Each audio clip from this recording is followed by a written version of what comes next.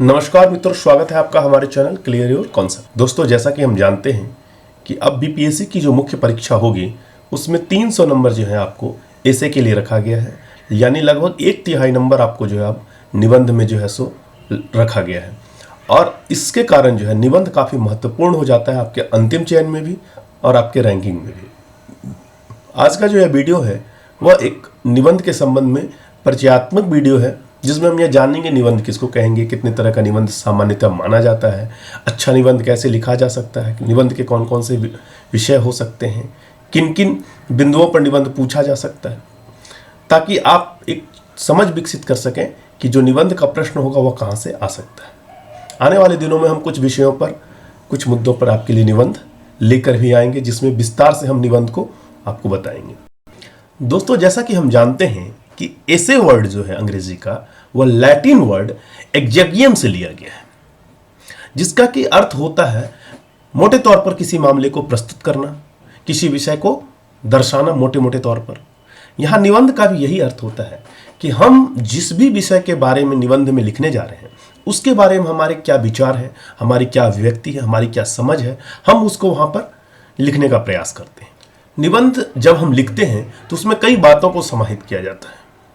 उसमें साहित्यिक दर्शन हो सकता है, लॉजिकल बातें हो सकती हैं, आमतौर पर जीवन में उपयोग की जाने वाले मुहावरे या कहावतें उनका भी हम उल्लेख करते हैं। हम निबंध में जो है अपने भी विचारों को लिखते हैं जो हमको समझ में आता है कि यह ऐसा होना चाहिए। और यह सारी बातें इस पर निर्भर करती है कि निबंध किस विषय पर पूछा गया है, वो फैक्चुअल है, वो एनालिटिकल है, किस प्रकार का निबंध है, उसके हिसाब से हम इन बातों को तय करते हैं।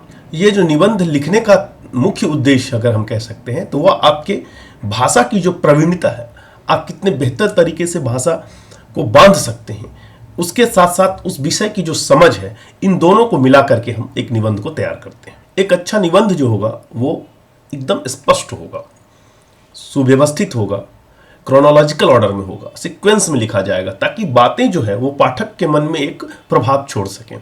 अगर आप अस्पष्ट रूप से लिखते हैं, कोई बात पहले लिखनी चाहिए, कोई बात बाद में लिखनी चाहिए, लेकिन आप उसको आगे पीछे उल्टा करके लिख दें, तो फिर बातों का जो फ्लो है वो सही से नहीं बनेगा। तो फिर लोग जो पढ़ेंगे उस निबंध को, उनको समझ में नहीं आएगा आखिर इसका रिजल्ट क्या है। इसीलिए जितना सुव्यवस्थित हो, जितना स्पष्ट हो और जितना संक्षिप्त हो, उतना बेहतर होता है। हालांकि निबंध की जो लंबाई है वो इस बात पर भी निर्भर करेगी कि जो एग्जाम में आपको पूछा गया वो कितने शब्दों में आपको लिखने के लिए उम्मीद किया जा रहा है। कई बार वो 1500 शब्दों का होता है, कई बार वो 500 शब्दों का होता है, कई बार वो 1000 शब्दों का होता है। तो उसके हिसाब से आपके निबंध की लंबाई जो है घट बढ़ सकती है। लेकिन जब तक आपको विषय की समझ नहीं होगी, आप एक बेहतर निबंध नहीं लिख सकते। अब जब हम किसी भी निबंध को लिखेंगे तो उसको मुख्य रूप से हम 3 भागों में बांट करके देखेंगे। पहला भाग तो होता है उसका परिचय, उसका इंट्रोडक्शन। इंट्रोडक्शन जो है वो सबसे इंपॉर्टेंट पॉइंट है। यदि इंट्रोडक्शन सही से हम लिखेंगे, इंट्रोडक्शन हमारा आकर्षक होगा, इंट्रोडक्शन हमारा इफेक्टिव होगा, प्रभावशाली होगा, तो वो पाठक को एक रुचि पैदा कर देगा निबंध पढ़ने में। जो भी सामने वाला एग्जामिनर है जब वो पढ़ेगा तो उसको लगेगा कि हाँ, ये बहुत अच्छी तरीके से इसने बातों को रखना शुरू किया है। तो इंट्रोडक्शन सबसे महत्वपूर्ण विषय है। इसमें हम विषय का परिचय देते हैं, उसका संक्षिप्त, उसका सारांश एक तरह से हम बताने का प्रयास करते हैं। तो परिचय जो होना चाहिए वो छोटा होना चाहिए, सारगर्भित होना चाहिए, मुख्य बातों को उसमें केंद्रित करना चाहिए। पाठक का ध्यान आकर्षित करने के लिए आप चाहें तो कोई भी प्रासंगिक उद्धरण वगैरह जो है वो आप परिचय में शामिल कर सकते हैं। उसके बाद जो दूसरा भाग है वो है उसका मुख्य भाग। अब ये जो मुख्य भाग है ये सबसे इंपॉर्टेंट है, क्योंकि सारे कंटेंट, सारे फैक्ट्स आपको इसी में लिखने हैं। तो धीरे धीरे आपको मुख्य भाग को विकसित करना है, उसको आगे बढ़ाते जाना है। इसमें आप जो भी नवीनतम आंकड़े हैं, जो भी फैक्ट्स है, जो भी तर्क है, जिस प्रकार का भी निबंध पूछा जा रहा है, चाहे वो तार्किक निबंध हो, चाहे वो व्याख्यात्मक निबंध हो, चाहे वो वर्णनात्मक निबंध हो, जिस प्रकार का भी निबंध है उसके हिसाब से उसमें आप कंटेंट डालिए। मुख्य भाग में जो है आपको पक्षपाती नहीं होना है। मुख्य भाग में किसी नकारात्मक बातों का उल्लेख करने से स्वयं को बचाना है। आप इसमें नवीनतम आंकड़ों को डाल सकते हैं, तार्किकता को डाल सकते हैं, जो लॉजिकल पॉइंट्स हैं उसको डाल सकते हैं, जो भी प्रासंगिक उद्धरण हैं, एग्जाम्पल्स हैं, केस स्टडीज हैं, उनको डाल सकते हैं। आप प्रचलित मुहावरों को डाल सकते हैं, अच्छे व्यक्तियों द्वारा कहे गए कथनों को कोट कर सकते हैं, आप कविताओं की पंक्ति को डाल सकते हैं, जिससे कि मुख्य भाग जो है आपका बेहतर बन सके और एक रुचि हमेशा पैदा किए रहे पढ़ने वाले के मन में। और जो अंतिम हिस्सा होता है निबंध का वो है आपको निष्कर्ष, कंक्लूजन। कंक्लूजन बहुत महत्वपूर्ण है और आपके पूरे निबंध को कंक्लूजन में दर्शाने का जो है आपका प्रयास होना चाहिए। संक्षिप्त होना चाहिए, बहुत लंबा नहीं होना चाहिए, लेकिन पूरे निबंध में जिस बातों को आप कहना चाह रहे थे वो आपके कंक्लूजन में आना चाहिए। ये बहुत जरूरी होता है। आप चाहे तो अपने कंक्लूजन में अपने विचार, अंतिम विचार को भी रख सकते हैं, कोई प्रासंगिक उद्धरण वगैरह भी जोड़ सकते हैं, या किसी कोट या कविता की पंक्ति से भी कंक्लूजन को समाप्त कर सकते हैं। अब एक प्रभावी निबंध लिखने के लिए क्या तरीका हो सकता है? तो मान लीजिए जब आप एग्जामिनेशन हॉल में होते हैं, आपको एक निबंध का पेपर आता है, उसमें हो सकता है 4, 5, 6 विषय हो और उसमें से आपको किसी 1 या 2 पर निबंध लिखना है। तो आपको किस विषय पर निबंध लिखना है पहले उसका चयन कर लीजिए। अपने जिस भी प्रश्न को चयन किया है उस प्रश्न पर, उस विषय पर पहले 2 मिनट, 1 मिनट, जितने भी देर आपको लगते हैं सोच लीजिए। एक फ्रेमिंग तैयार करना है आपको कि उस विषय में प्रश्न की प्रकृति के अनुसार किन किन बातों को डालना आवश्यक है या किन किन बातों को डालना चाहिए। अब आपके दिमाग में जितना भी बिंदु आया, तथ्य आया, फैक्ट्स आया, एग्जाम्पल आया, कोट आया, कविता आई, जो भी बात आई, आप उसको एक रफ पे स्केच कर लीजिए कि भाई ये बातों को हम इसमें इस प्रकार से डालेंगे। एक सीक्वेंस में फिर उसको आपको क्या करना है, सजा लेना है। जब एक बार आप पॉइंट्स निकाल लिए कि किन किन पॉइंट्स को डालेंगे, तो उन पॉइंट्स को क्या करना है, आपको एक सीक्वेंस में सजा लेना है, व्यवस्थित रूप में सजा लेना है। और उसके बाद उनको 3 हिस्से में अपना बांट लेना है कि परिचय में किन किन बातों को लिखेंगे, सारांश में क्या रहेगा, और मेन जो बॉडी है उसमें हमको क्या रखना है। जब आप पूरी रूपरेखा तैयार कर लेते हैं, ड्राफ्टिंग हो जाती है, तो एक बार फिर से उसको जांच लें कि कहीं कोई बिंदु छूट तो नहीं रहा, कहीं कोई पॉइंट हम इसमें मिस तो नहीं कर रहे हैं। इस प्रकार से जब आप अंतिम रूप से निबंध को लिखेंगे तो आप देखेंगे कि कम समय लगेगा और एक बेहतर निबंध जो है, जो पढ़ने में भी पाठक को बहुत ही रुचिकर लगे, इस प्रकार का निबंध निकल कर आएगा। अगर आप बिना सोचे ही लिखना प्रारंभ कर देंगे, मान लीजिए ये 2-3 मिनट का एक्सरसाइज नहीं करते हैं और सीधे लिखने पे आते हैं, तो आपका निबंध जो है व्यवस्थित नहीं होगा, उसका फ्लो जो है बहुत अच्छा नहीं होगा, और वो अव्यवस्थित निबंध जो है एक बेहतर मार्क्स में आपका कभी भी कन्वर्ट नहीं होगा। अब निबंध लिखने पर किन किन बिंदुओं का आपको ध्यान रखना है? तो सबसे पहला बात कि निबंध लिखते समय विभिन्न प्रकार की वाक्य संरचनाओं का प्रयोग करना है आपको। जब भी एक बिंदु से दूसरे बिंदु पर जाते हैं आप, तो फिर पैराग्राफ को आपको चेंज करना है। पैराग्राफ राइटिंग होती है यहाँ पे, पैराग्राफ्स में लिखना है। पॉइंट वाइज आपको, जैसे बुलेट पॉइंट्स दिया और निबंध लिखना शुरू किया, इस तरह से नहीं लिखना है। पॉइंट में, बुलेट्स में, पैराग्राफ्स में आपको लिखना है। विराम चिन्ह, वर्तनी की गलती, व्याकरण की त्रुटि, इन सब पर आपको ध्यान देना है। इस प्रकार की गलतियां अगर आप करेंगे तो फिर आपका एक अच्छा इंप्रेशन निबंध पे नहीं बनेगा। एक बार यदि आपने किसी मुहावरा को या किसी कविता के अंश को प्रयोग कर लिया है तो फिर उसको दोबारा नहीं दोहराना है। एक ही बात को बार बार घुमा घुमा करके नहीं लिखना। जहां आवश्यक लगे, जहां अच्छा लगे, अच्छे उदाहरणों का प्रयोग करना है। निबंध में सही और प्रमाणिक जानकारी देनी है। मनगढ़ंत जानकारी, मनगढ़ंत बातों को लिखने से निबंध में बचना है। जो फैक्ट्स, जो डाटा आप देना चाह रहे हैं, अगर आपको सही सही याद नहीं है तो बिल्कुल ना डालें। सही तथ्य और सही प्रमाणिक आंकड़ों को जो है सो आप उसमें डालेंगे। जो भी उद्धरण है, उपाख्यान है, कहानी है, उदाहरण है, उन सबको आप निबंध में उपयुक्त जगह पर, जहां पे वो फिट बैठता है, वहीं पे डालिए, ताकि निबंध पढ़ने में जो है आपको एक फ्लो दिखे।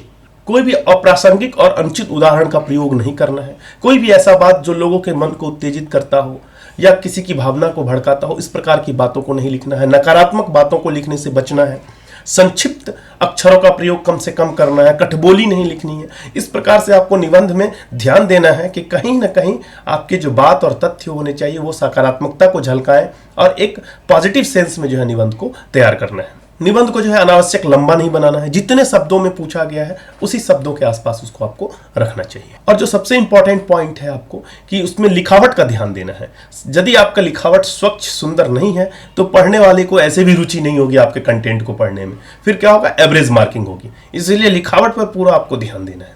पूरा निबंध लिखने के बाद आप उसको एक बार फिर से पढ़ लीजिए। लगता है कहीं थोड़ी बहुत माइनर चेंजेज की आवश्यकता है, छोटा मोटा परिवर्तन करने का जरूरत है, तो आप उसको कर सकते हैं। अब आपके मन में एक प्रश्न जो चल रहा होगा कि निबंध में पूछेगा आखिर क्या, और फिर कितना लिखना है, कितने प्रश्नों का उत्तर देना है। तो यह प्रश्न जो है, इसका जवाब सटीक रूप से देना किसी के लिए संभव नहीं है, क्योंकि आयोग ने भी बहुत स्पष्ट अभी तक इस पर बहुत कुछ किया नहीं है। हाँ, 1 से अधिक निबंध हो सकते हैं, ऐसा हिंट दिया गया है। हालांकि इन अस्पष्टताओं के बावजूद भी कुछ विषयों पर निबंध के बारे में सोचा जा सकता है और उन विषयों को तैयार करके एग्जाम के लिए आप जा सकते हैं। जैसे कि मान लीजिए पॉलिटी और गवर्नेंस से रिलेटेड विषय पर निबंध आ सकते हैं। मान लीजिए चुनाव सुधार एक बहुत बड़ा मुद्दा है, उस पर निबंध आ सकता है आपको। एनआरसी का इशू जो है हाल के दिनों में काफ़ी चर्चा में रहा था, उस पर आपको निबंध आ सकता है। आर्टिकल 370 है, उस पर निबंध आ सकता है। यूनिफॉर्म सिविल कोड है, उस पर निबंध आ सकता है। अब उसको पूछने का तरीका अलग अलग हो सकता है। अगर आपसे ये पूछा जाए कि यूनिफॉर्म सिविल कोड भारत के लिए किस हद तक सही होगा या किस हद तक भारत के लिए वो आवश्यक है, तो आपको उस हिसाब से आपको अपने तर्कों से आपको बताना है कि भाई उसके क्या प्रो है, क्या कौन सा, या होना चाहिए नहीं होना चाहिए। आपको इंडियन फॉरेन पॉलिसी को लेकर के, विदेश नीति को लेकर के कोई भी निबंध आ सकता है। हाल ही में तुर्की में जो भूकंप आया और भारत ने जो मदद किया है उसको लेकर के, कैसे भारत की जो डिप्लोमेसी है इसके संबंध में आपसे आपके विचार पूछे जा सकते हैं। इकोनॉमिक के टॉपिक से भी हो सकता है निबंध, जैसे कि आपको आरबीआई के द्वारा जो लगातार बैंकों का मर्जर किया जा रहा है, उनका प्राइवेटाइजेशन किया जा रहा है, उससे रिलेटेड हो सकता है। क्रिप्टो करेंसीज के इशू पे कई बार कई तरह की बातें सामने आती है। हाल के दिनों में जो शेयर मार्केट में हलचल हुआ है उन सब विषयों पर आपसे निबंध पूछा जा सकता है। इन्वायरमेंटल इश्यूज पर भी आपसे निबंध आ सकते हैं। स्मार्ट सिटी, क्लीन सिटी, इन सब विषयों को देखा जा सकता है। वेस्ट मैनेजमेंट को लेकर के काफ़ी जो है सो सरकारें सजग हुई हैं, इनसे रिलेटेड इश्यूज आ सकते हैं। इसके अलावा आपको जो वाटर क्राइसिस है, ग्लोबल वार्मिंग है, कई तरह के विषय हैं जिस पर कि लगातार चर्चा होता है, पर्यावरणीय मुद्दे हैं, उन पर भी आपको निबंध आ सकता है। कई तरह के सोशल इश्यूज हैं जिन पर निबंध आ सकता है, जैसे कास्ट सिस्टम से रिलेटेड हो सकता है, आपको जेंडर इक्वालिटी से हो सकता है, लैंगिक समानता से, महिलाओं से जुड़े हुए कई मुद्दों से हो सकता है, चाइल्ड लेबर से रिलेटेड इश्यूज पर आपसे निबंध आ सकते हैं, बच्चों के सुरक्षा और कल्याण को लेकर के पूछा जा सकता है, ह्यूमन ट्रैफिकिंग से रिलेटेड विषय जो हो सकते हैं। कुछ भी विषय जो है इस प्रकार का सोशल इशू से जुड़ा हुआ, वो भी आपके निबंध का हिस्सा हो सकता है। कई बार निबंध में आपको इथिकल बातों पर भी जो है सो पूछा जाता है, जैसे जीन क्लोनिंग है, या फिर मान लीजिए आपको इंटरनेट का यूज है। इन सब विषयों पर भी आपसे पूछा जा सकता है, किस प्रकार वो सही है, नहीं है, क्या उसके सकारात्मक नकारात्मक परिणाम हुए, आपके नज़रिए में वो होना चाहिए, नहीं होना चाहिए।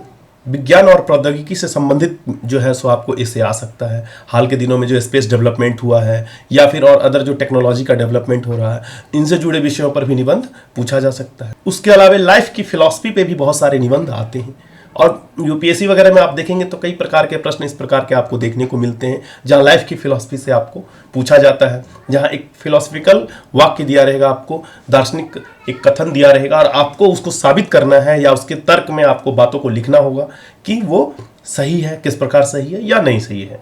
तो इन चीज़ों को देखते हुए हम कह सकते हैं कि निबंध कोई नया विषय नहीं है, कोई अलग विषय नहीं है।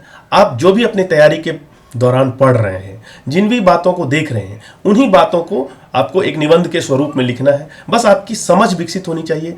आपका जो है विषय जब आप पढ़ते हैं तो उसको अंदर तक जाकर के समझने का अगर आप प्रयास करते हैं, केवल फैक्ट्स को याद नहीं करना है बस, बल्कि उसकी एक समझ भी विकसित करनी है, तब आप निबंध में बेहतर कर पाएंगे। इसलिए निबंध में यदि आप बेहतर करना चाहते हैं तो आपके लिए राइटिंग प्रैक्टिस सबसे इंपॉर्टेंट है। दूसरा, जो भी विषय पढ़ें, चाहे वो साइंस से जुड़ा हो, ज्योग्राफी से जुड़ा हो, चाहे वो इकोनॉमी से जुड़ा हो, पॉलिटिक्स से जुड़ा, जो भी इशूज़ हैं, जो भी आप पढ़ते हैं, उसको इन डेप्थ में थोड़ा अच्छे से समझना है, ताकि उसका यदि इंटरप्रिटेशन आता है आपको, उसका यदि एनालिसिस करने के लिए आपको आता है, तो वो आप अच्छे से कर पाए। उम्मीद है कि आपके लिए ये वीडियो यूजफुल रहा होगा। अगर आपको ये अच्छा लगेगा आप हमें कमेंट्स में बताइएगा, फिर हम इस पर कुछ और वीडियो और कुछ और टॉपिक्स पर जो है निबंध वगैरह लेकर के आएंगे। वीडियो को देखने के लिए बहुत बहुत धन्यवाद।